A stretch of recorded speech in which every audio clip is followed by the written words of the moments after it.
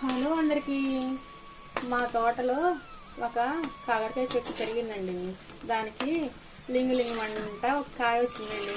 మా వారు దాన్ని చూసి బజార్ వెళ్ళిపోయి చెప్పా పెట్టకుండా చిట్టి చిట్టి కాకరకాయలు దానికి తోడని చెప్పి ఎన్ని తెచ్చాడో చూడండి. అవి చూసి మా పిల్లలు కరకరాలాడేటట్టు చేయమన్నారండి.